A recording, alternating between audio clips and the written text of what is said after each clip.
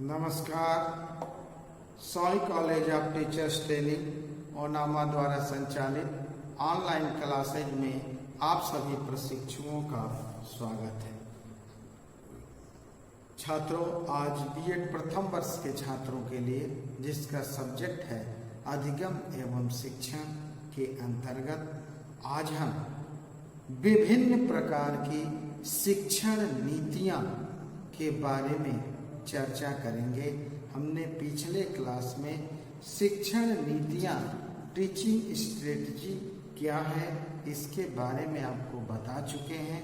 तो उसी के क्रम में आगे हम देखेंगे कि विभिन्न प्रकार की शिक्षण नीतियां, various types of teaching strategy के अंतर्गत आज हम लेक्चर स्ट्रेटजी के बारे में चर्चा करेंगे। व्याख्यान नीति के बारे में आज हम पढ़ेंगे। तो व्याख्यान का तात्पर्य होता है किसी भी पाठ को भाषण के रूप में पढ़ाने से। शिक्षक किसी विषय विशेष पर कक्षा में व्याख्यान देते हैं तथा छात्र निष्क्रिय होकर सुनते रहते हैं। यह विधि उच्च स्तर की कक्षाओं के लिए उपयोगी मानी जाती है। व्याख्यान विधि में विषय की सूचना दी जा सकती है। आप ध्यान दीजिए कि व्याख्यान विधि जो है शिक्षण की किसी विषय विशेष पर व्याख्यान दिया जाता है और छात्र निष्क्रिय होकर व्याख्यान को सुनते हैं और यह विधि जो है उच्च स्तर की कक्षाओं के लिए उपयोगी माना जाता है। उच्च स्तर की, कॉलेज स्तर की, ठीक है। व्याख्यान विधि में विषय की सूचना दी जा सकती है, किंतु छात्रों को स्वयं ज्ञान प्राप्त करने की प्रेरणा तथा प्राप्त ज्ञान के व्यवहारिक प्रयोग की क्षमता नहीं दी जा सकती है। व्याख्यान विधि में यह जानना कठिन होता है कि छात्र किस सीमा तक शिक्षक द्वारा प्रदान ज्ञान को सीख सके। तो व्याख्यान में छात्र निष्क्रिय होता है और शिक्षक व्याख्यान देते रहते हैं। तो इसमें यह जानना कठिन हो जाता है कि छात्र हमारी बातों को समझ रहे हैं कि नहीं समझ रहे हैं, ठीक है। तो यह है व्याख्यान विधि। ये उच्च स्तर की कक्षाओं के लिए उपयोगी माना जाता है। निम्न स्तर की कक्षा में आप इसका प्रयोग करते हैं तो छात्र को आपकी बात अच्छे से नहीं समझ में आएगी, ठीक है, क्योंकि वो निष्क्रिय रहते हैं। तो व्याख्यान विधि इसी को कहते हैं। अब हम व्याख्यान विधि की विशेषताएं क्या है इसके बारे में चर्चा करेंगे। तो व्याख्यान विधि की विशेषताएं, ठीक है। विशेषताएं में पहला है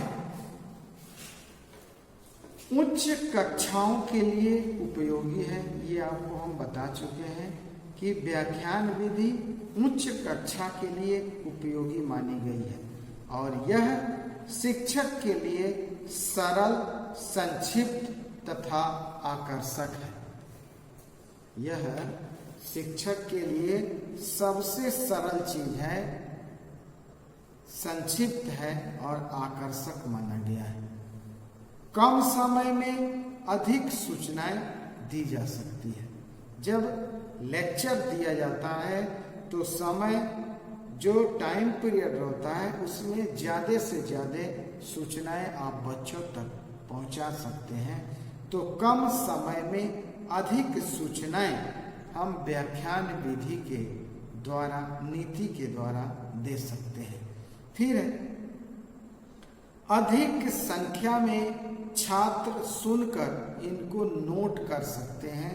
यानी जब व्याख्यान दिया जाता है, क्लास पूरी भरी रहती है, अधिक संख्या में छात्र रहते हैं, तो आपके द्वारा व्याख्यान में जो भी बातें कही जाती है उसमें जो महत्वपूर्ण चीज छात्र को लगता है उसको वो नोट भी कर सकता है।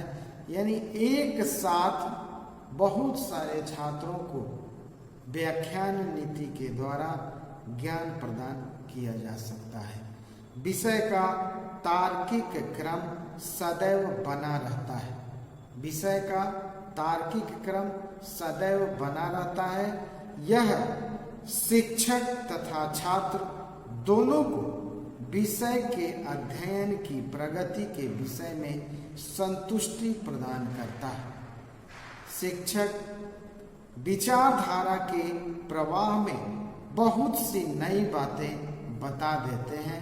यानी जब व्याख्यान शिक्षक के द्वारा दिया जाता है तो व्याख्यान देते समय शिक्षक बहुत सारी नई नई बातें उसके दिमाग में आती है और वो व्याख्यान के माध्यम से बोल देता है, छात्रों तक पहुंचा देता है। तो यह शिक्षक तथा छात्र दोनों को विषय के अध्ययन की प्रगति के विषय में संतुष्टि प्रदान करती है। शिक्षक विचारधारा के प्रवाह में बहुत सी नई बातें बता देते हैं और इस विधि के प्रयोग से अध्यापक को शिक्षण कार्य में बहुत सुविधा होती है। एक ही समय में छात्रों के बड़े समूह का शिक्षण किया जाता है। एक साथ बहुत सारे छात्रों को व्याख्यान के माध्यम से लाभान्वित कर सकते हैं। शिक्षक सदैव इसमें सक्रिय रहता है क्योंकि व्याख्यान शिक्षक के द्वारा दिया जाता है। तो शिक्षक इसमें सक्रिय रहते हैं और छात्र निष्क्रिय रहते हैं। यदि शिक्षक इस विधि का प्रयोग कुशलता से करे तो छात्रों को आकर्षित किया जा सकता है, साथ ही उनके पाठ के लिए रुचि उत्पन्न की जा सकती है। तो व्याख्यान विधि की विशेषताएं यही है। ठीक है, तो इन विशेषताओं के साथ साथ इसमें बहुत सारे दोष भी हैं। जब हम दोष के बारे में देखेंगे, डिमेरिट्स क्या है। कुछ बातों की सूचनाएं प्राप्त कर लेना ही अध्ययन नहीं है। व्याख्यान नीति में टीचर व्याख्यान देते हैं तो बच्चे उस चीज को सुनते हैं, तो वो एक सूचना का रूप भी कह सकते हैं। तो अगर दोष में देखा जाए तो कहा जाता है कि कुछ बातों की सूचनाएं प्राप्त कर लेना ही अध्ययन नहीं है। छात्र निष्क्रिय बैठे रहते हैं। व्याख्यान नीति में छात्र निष्क्रिय बैठे रहते हैं। छोटी कक्षाओं में छात्रों के लिए यह विधि अनुचित एवं अमनोवैज्ञानिक है।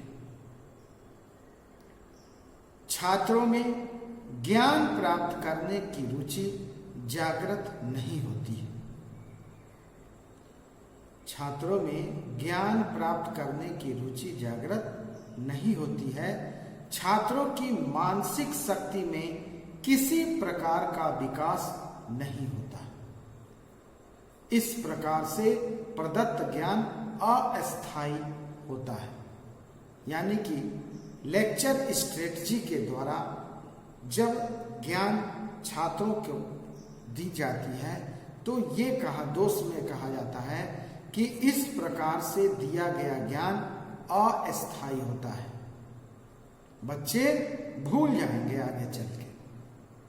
आगे है व्याख्यान के बीच में यदि छात्र कोई बात न समझ पाए तो शेष व्याख्यान भी समझने में असमर्थ रहते हैं। यानी व्याख्यान दी जा रही है और छात्र अगर बातों को नहीं समझ पा रहा है तो फुल टाइम पूरी बातों को वो नहीं समझ पाएगा। व्याख्यान की सभी बातों को शीघ्रता पूर्वक लिखना छात्रों के लिए कठिन होता है। व्याख्यान शिक्षक जल्दी जल्दी देते हैं तो उसमें से महत्वपूर्ण चीजों को लिखना छात्रों के लिए थोड़ा कठिन हो जाता है, तो ये भी डीमेरिट में आप लिख सकते हैं। नेक्स्ट है गुरु शिष्य शिक्षण सिद्धांत की अवहेलना यह विधि करती है। गुरु शिष्य शिक्षण सिद्धांत की अवहेलना क्या करती है। और नेक्स्ट है व्याख्यान विधि में श्रवणेंद्रिय के अतिरिक्त अन्य ज्ञानेंद्रियों का प्रयोग नहीं हो पाता है, क्योंकि सिर्फ बच्चे इसमें सुनते हैं। और नेक्स्ट है विषय का प्रयोगात्मक पक्ष उपेक्षित रहता है, क्योंकि सिर्फ सुनना है, लिखना कुछ नहीं। तो विषय का प्रयोगात्मक पक्ष इसमें उपेक्षित रहता है, यह भी एक डीमेरिट है। फिर है इसमें शिक्षक न रहकर केवल वक्ता बनकर रह जाते हैं। शिक्षक को केवल बोलना है। नेक्स्ट है यह मनोवैज्ञानिक विधि नहीं है, जो कि ये सबसे बड़ा डीमेरिट कि लेक्चर स्ट्रेटजी मनोवैज्ञानिक विधि नहीं है। तो ये डीमेरिट में आप रख सकते हैं इन सारे पॉइंट को। अभी आपने विशेषताएं देखा, कैरेक्टरिस्टिक, डीमेरिट देखा, दोष। अब हम देखेंगे सुधार के लिए सुझाव। जो भी डीमेरिट है उसमें सुधार कैसे कर सकते हैं। तो पहला सुझाव है व्याख्यान विधि से पढ़ाते समय क्या क्या करना चाहिए। देखिए, आवश्यकता अनुसार श्यामपट्ट का उपयोग करना चाहिए। जब व्याख्यान विधि के द्वारा शिक्षक पढ़ाते हैं तो बीच बीच में उनको श्यामपट्ट का प्रयोग अवश्य करना चाहिए, ये सुझाव है। फिर है उचित सहायक सामग्री का प्रयोग किया जाए। आवश्यकता अनुसार छात्रों को कंटेंट के अनुसार सहायक सामग्री का प्रयोग करना चाहिए, ताकि जो व्याख्यान हो उसमें अट्रैक्शन बना रहे। नेक्स्ट है उसे सामान्यीकरण के सिद्धांत पर जोर देना चाहिए। सामान्यीकरण के सिद्धांत पर जोर देना चाहिए। और नेक्स्ट है बालकों को कम बताकर उन्हें ऐसे अवसर प्रदान करने चाहिए जिससे वे अपने पूर्व ज्ञान के आधार पर अपने परिश्रम व अनुभव से अधिक ज्ञान प्राप्त कर सके। ध्यान दीजिएगा, बालकों को कम बताकर उन्हें ऐसे अवसर प्रदान करने चाहिए जिससे वे अपने पूर्व ज्ञान के आधार पर अपने परिश्रम व अनुभव से अधिक ज्ञान प्राप्त कर सके। और लास्ट पॉइंट है सुझाव का, व्याख्यान में छात्रों को क्रियाशील रखने के लिए उनसे समय समय पर प्रश्न पूछे जाने चाहिए। व्याख्यान में छात्रों को क्रियाशील कैसे रखा जाए।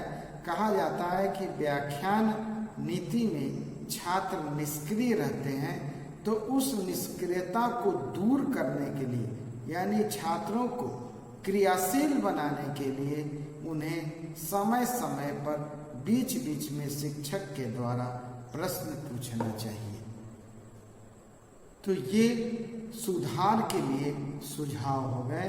तो लेक्चर स्ट्रेटजी और भी अच्छी मानी जा सकती है अगर इसमें सुधार कर दिया जाए तो। ठीक है, तो हमको उम्मीद है कि व्याख्यान नीति आप समझ गए होंगे। तो इस टॉपिक को हम अब यहीं समाप्त करते हैं। धन्यवाद।